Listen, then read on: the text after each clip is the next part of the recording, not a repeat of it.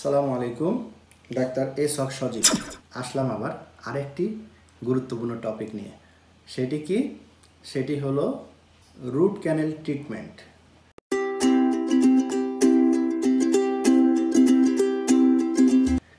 আমরা অনেকেই কম বেশি এই নামটির সঙ্গে পরিচিত, তাই তো? আচ্ছা, কিন্তু এই বিষয়ে আমরা অনেকে জানি না যে ট্রিটমেন্টটা আসলে কি, কখন করতে হয়, কিভাবে করা লাগে। এর সঙ্গে আনুষঙ্গিক আরও বিষয় যেগুলো আমাদের জানা উচিত, সেই ব্যাপারে একটু ধারণা দেব। প্রথমেই আমরা জেনে নিই যে রুট ক্যানাল ট্রিটমেন্টটা কখন করতে হয়।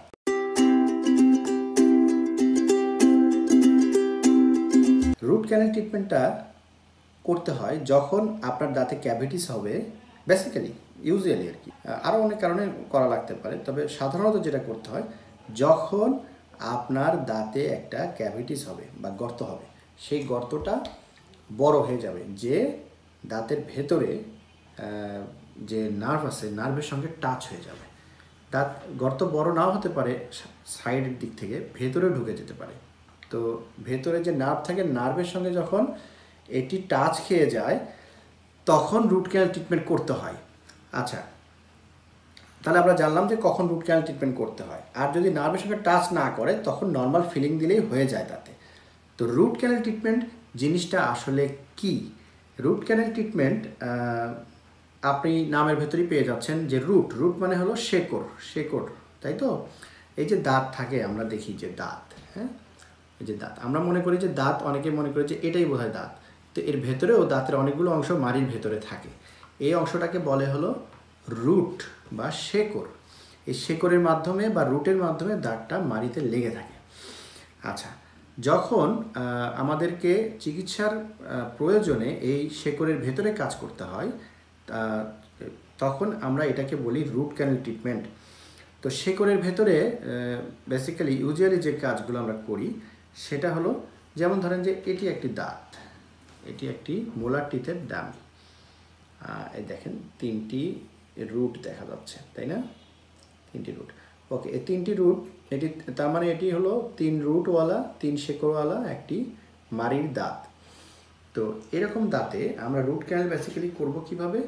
যে মেশিন দিয়ে আগে এই জায়গাটা ছিদ্র করে নিয়ে দাঁতের ভেতরে যে ক্যানেল আছে, মানে শেকড়ের ভেতরে আবার চিকন সরু ক্যানেল থাকে, ওই ক্যানেলগুলোর ভেতরে ইনফেক্টেড নার্ভ থাকে, এক্সপোজড হওয়া নার্ভ থাকে। এই নার্ভের যে সেন্সেশন, এটাকে আমরা ডিভাইটালাইজ করে দিই, এটাকে সেন্সেশনহীন করে দিয়ে এই নার্ভটাকে আমরা ভেতর থেকে কেটে ফেলে দিই এবং পরিষ্কার করে ফেলি। ভেতরটা পরিষ্কার করে একদম শেকড়ের, পরিষ্কার করার কিছু ইনস্ট্রুমেন্ট আছে, বিভিন্ন ইনস্ট্রুমেন্ট আছে, এগুলো দিয়ে আমরা এরকম করে পরিষ্কার করে ভেতরের শেকড়ের ভেতরের যে অংশটা, এটাকে আমরা রেডি করে নিয়ে এগুলো স্টেপ বাই স্টেপ রেডি করি, এটা আপনারা বুঝবেন না। রেডি করে নিয়ে আমি জাস্ট মূল বিষয়গুলো বলছি। যখন ভেতরটা রেডি হয়ে গেল তখন এরকম একটা, আমরা বলি গাটা পারচা, এরকম একটা সিলার ম্যাটেরিয়াল, এটা দিয়ে আমরা কি করি, এই শেকড়ের ভেতর থেকে নিয়ে সিল করে দিই।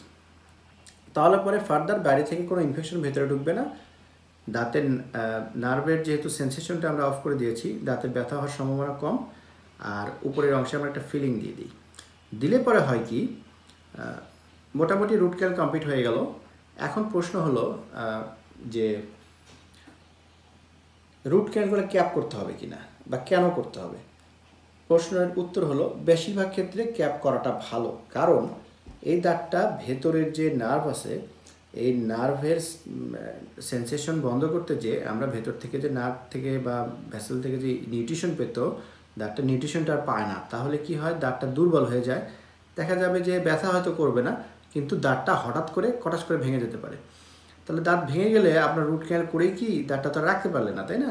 এই জন্য এটাকে রিস্টোর করে দীর্ঘদিন প্রিজার্ভ করার জন্য ক্যাপ করাটা খুবই জরুরি। তো রুট ক্যানাল করা দাঁতে চেষ্টা করবেন ক্যাপ করে নেওয়ার জন্য। আর খরচ অ্যাক্সিডিংয়ে হয় না, হলেও হয় না একেবারে তা না, ইদানিং অ্যাক্সিডিংয়েও হয়, তবে সাধারণত কয়েক সিটিং লেগে যায়। আর ক্যাপ করতে গেলে তো লাগবে আপনার কয়েকটি সিটিং। তো এর যে কারণে এই রুট ক্যানাল এবং ক্যাপ প্রসিডিংয়ের সঙ্গে অনেকগুলো মেশিন জড়িত, অনেকগুলো জায়গা জড়িত, অনেকগুলো মানুষ জড়িত, শুধু ডাক্তার নয়। যে কারণে এই খরচটা বেশি আসে।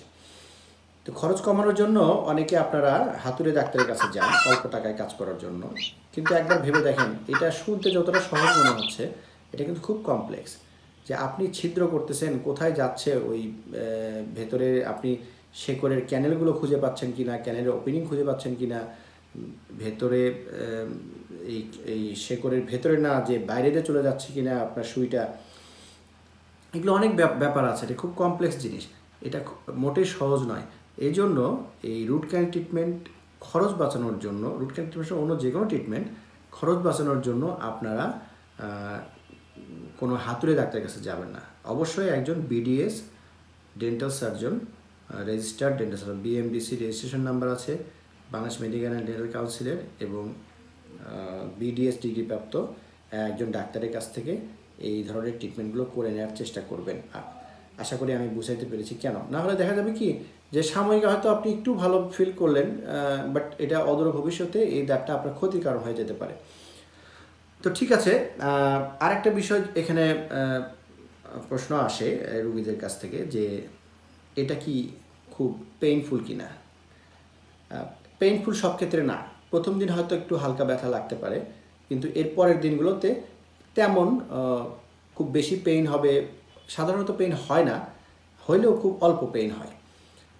এটাকে পেইন বলা যায় না, মানে এটাকে নিয়ে ভয় পাওয়ার কিছু না যে আমার রুট ক্যানাল যদি করা লাগে তাহলে হায় আমি এটা। তো ইঞ্জেকশন দেওয়া লাগবে কিনা, সব দাঁতে ইঞ্জেকশন লাগে না। আপনার দাঁতটা যদি ভাইটাল থাকে সেক্ষেত্রে ইঞ্জেকশন দেওয়া লাগবে, আর যদি নন ভাইটাল টিউথ হয় সেক্ষেত্রে ইঞ্জেকশন ছাড়াই রুট ক্যানাল করা যাবে। তো বন্ধুরা, আশা করছি রুট ক্যানালের ব্যাপারে মোটামুটি আপনাদেরকে কিছু জানাতে পেরেছি। রুট ক্যানাল করলে কেন ক্যাপ করতে হয়, ব্যথা করে কিনা, ইঞ্জেকশন দিতে হয় কিনা, কিভাবে করতে হয়। তো এর ভেতরেও যদি আপনাদের আরও কিছু জানার থাকে আপনারা আমাদেরকে কমেন্ট বক্সে জানাবেন। আর আরও নতুন নতুন আপডেট পেতে এবং আপনাদের জানার যদি কিছু থাকে সেগুলো আমাদেরকে কমেন্ট বক্সে জানাবেন। আমাদের চ্যানেলটিকে সাবস্ক্রাইব করবেন, লাইক বাটনে ক্লিক করবেন। আপনাদের লাইক আমাদেরকে উৎসাহিত করে নতুন নতুন ভিডিও বানাতে, নতুন নতুন ইনফরমেশন আপনাদেরকে দিতে। তো এর পাশাপাশি পাশে যে বেল আইকনটি আছে এটিতে চাপ দিয়ে রাখবেন, তাহলে আমাদের যে ভিডিওগুলো আপলোড করা মাত্রই আপনারা জানতে পারবেন, দেখতে পারবেন।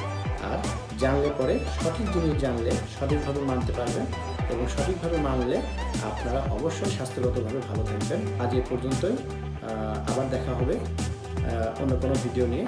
আসসালামু আলাইকুম ওয়া রাহমাতুল্লাহি ওয়া বারাকাতুহু।